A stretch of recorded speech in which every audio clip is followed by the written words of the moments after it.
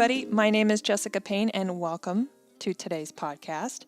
Today, I'm going to talk about a topic that I know means a great deal to you because I get a lot of questions about it.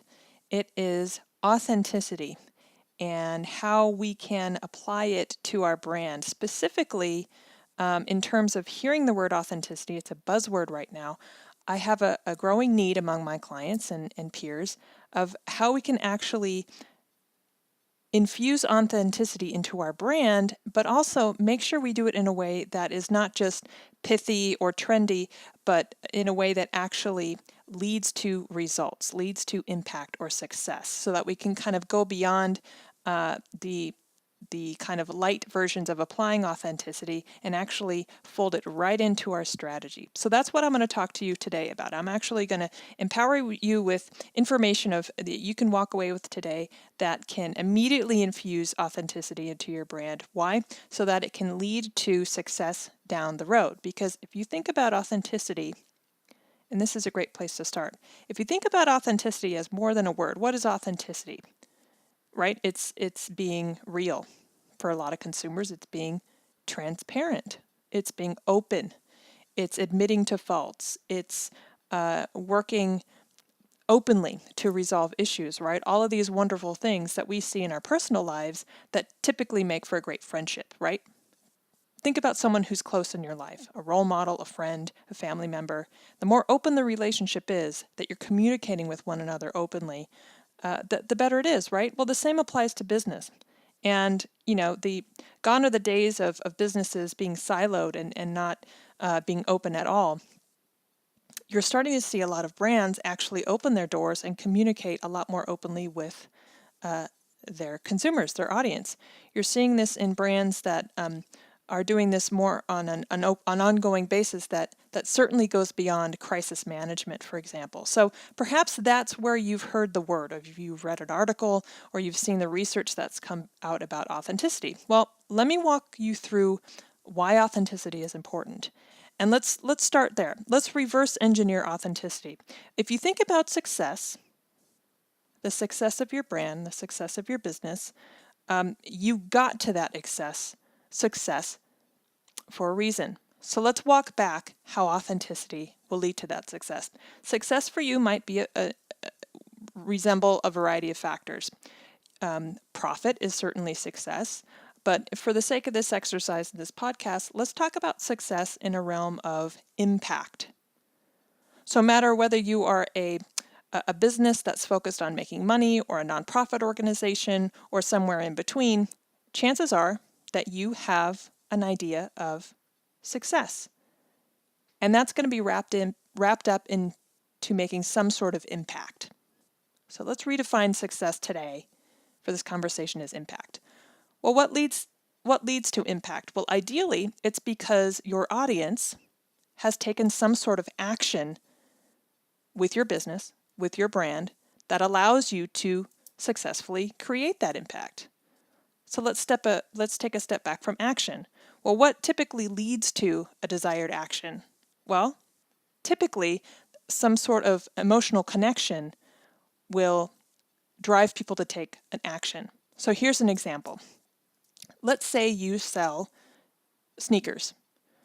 Well, chances are the better your relationships with your consumers, the more sneakers they're going to buy, right? But if you're a company like, let's say, Tom Shoes, where you're a brand that actually takes the idea of creating shoes, and for every sale they make, they donate another pair of shoes to those in need, and therefore create an impact, you can kind of follow the breadcrumbs. Tom Shoes wouldn't be successful in making that impact if they hadn't got the desired action, you buying the shoes, through making an emotional connection. And that's why if you start to see any advertisements or marketing that Tom Shoes does, you'll see that they're always playing up on an emotion. Okay? So what leads to that emotional connection? Well, we all know that if you have any experience in marketing, the better your story, or I would venture, the more clear your story, the greater chances are of making a connection. We all know that whether it's a brand that we're buying from or an organization where we might want to volunteer our time or donate to, we are immediately vetting them. Everyone goes through this process. It's like meeting someone at a party for the first time. You're going to start to vet them, maybe even judge them or question them until you see something that you identify with. Oh, this woman comes from the same hometown as I do. Oh, this brand actually donates part of their time to a charity that I really love and I support. Or wow, this CEO has an incredible vision and a love for technology that I do, right? That's why we tend to love brands that are much more than selling products. They have a really smart grasp of who they are and telling their story. Great examples of this are brands like Apple, okay? On one end, they will announce a new MacBook or a new iPhone and they'll get really, really techy. On the other hand, they'll launch a whole marketing campaign that almost never shows the product. It envelops you in this lifestyle, the benefits of mobility, connecting with family, capturing historic moments. Facebook has actually done this really well in the past years as well. If you notice, every time Facebook comes out with a new feature, they launch a whole marketing campaign where half of it is the nitty-gritty of how the feature works, and the other half is almost aspirational. My whole point is brands that tend to be really successful and make a big impact have a great story to tell. And they've done the research in making sure that how they communicate it leads to an emotional connection, which increases the probability of you taking an action, and boom, and they have success. They create an impact. So what comes before communication? Well, let's talk a little bit more about your story. If you get down to the nitty-gritty, the heart of your story, the more authentic it is, the easier it is the story will be to tell. Full stop. Ditch the marketing speak, ditch the jargon. Gone are the days where we are running traditional press releases and marketing campaigns that only appeal to a certain number of stakeholders. Here's a powerful statistic. Currently, there are 75 million millennials out there in America who the data shows overwhelmingly don't like being advertised to. And this is why you're seeing really amazing marketing campaigns with products that tend to cater toward millennials, like Facebook, Apple, also Coca-Cola. You're seeing this in other brands as well.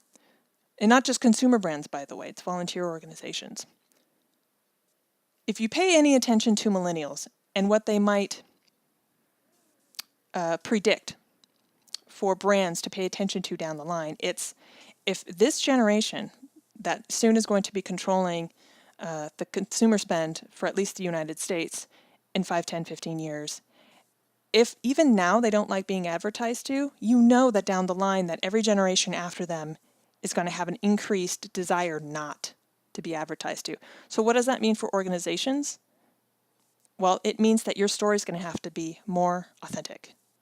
For me, I love this because I came up through the traditional trappings of public relations and marketing, where being on equity and falling into the traditional paradigm of marketing was just kind of what you did. I'm not saying we have to discount it, but I'm seeing this amazing opportunity for brands, no matter your industry. I don't care if you sell insurance or if you rescue inner city animals. I don't care what kind of organization you are. I don't care if you're the IRS. If you're an organization, you have the opportunity to recraft your story and do it in a way that is totally authentic.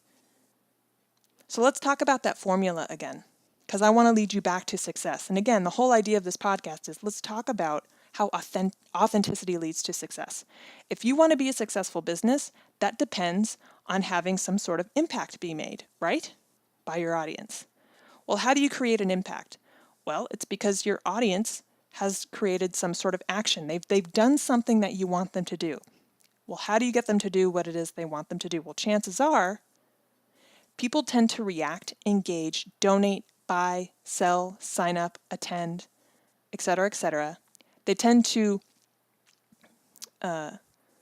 do the desired behavior that you want them to do if they've made some sort of connection. And that increases when there's an emotional connection, okay? Well, how do people create an emotional connection? Well, if their story relates to them, and that's on you. That's on you and your brand. The best stories that create emotional connections are those that are authentic. Think of those millennials. Think about your customers tomorrow. They don't like being advertised to, right? So if you start to take a look at this formula, it's what I like to tell people. That's the math. That's the math to success, right? The math to success for businesses of tomorrow are those that are going to be very confident in who they are, how they help people, who they serve, and very, very authentic. Be ready to have those open conversations. Jillian Michaels has this wonderful quote. It's sort of, get comfortable being uncomfortable. There's this great article out of Ad Age where Jill Byron writes about one of the key steps for brands looking to be more authentic is to get out of your comfort zone. So when it comes to that, I say, follow the advice of Jillian Michaels, and apply that amazing kind of confidence that has to do with really owning your body and your health and your lifestyle, and get ready to get comfortable being uncomfortable. And that's a good thing. Get a little uncomfortable. Don't be complacent.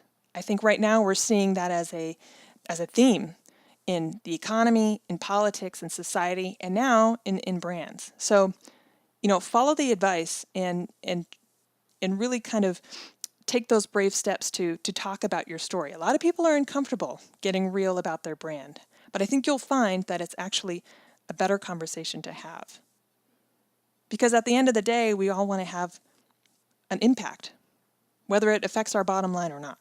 We all have objectives of goals for our business, and that relies on the impact that your audience makes. So if you follow this formula, if you do the math, you know that authenticity sits at the very heart of your success. There is a direct correlation between your authenticity as a brand and the success and the impact that you're going to have. And let me just close with this, one of my favorite pieces of advice, and this is something I use with my own self and my own business. Why the heck does authenticity even matter? And more importantly, maybe to you, you're probably asking, well, how does it work and why does it work? Because when you show up as you really are, you actually empower others to see themselves. And that is the nucleus of creating that connection, that authenticity, that emotional connection, that, I see a brand that I understand. I see a candidate who I can relate to. I see an organization where I'd feel great volunteering my time because we are congruent. We have the same purpose or we have the same values. And the only way they're able to understand that is if you are open about it and if you talk about it. Every brand, every organization, again, it doesn't matter what industry you're in. I absolutely believe and I know that you have a powerful story to tell. So my advice to you would be follow this formula and really leverage the power of authenticity to create success for your brand. I know this is a broad topic. I could spend the next 5 episodes on this, but hopefully this leaves you with a great exercise to do mentally and maybe with your team as you're looking at your brand. Look at your story. Look at how you're conveying yourself. Look how you're engaging with your public. You can find more information about this topic and others on the website. There's a link in the podcast descriptor. You can just Google my name. It's Jessica Payne, Brand Organics. You can also visit the website at strategyforimpact.com and others. If you have any questions, which I love to answer, you can always find me on social media and through the website. It's a topic I'm going to continue to cover because I know you've asked me to. But for today, really take advantage of this exercise and continue to use it for your brand. And I would love to see the success for you that comes out of it. Thank you so much for listening. I'll see you next time on the next episode of the podcast. Bye.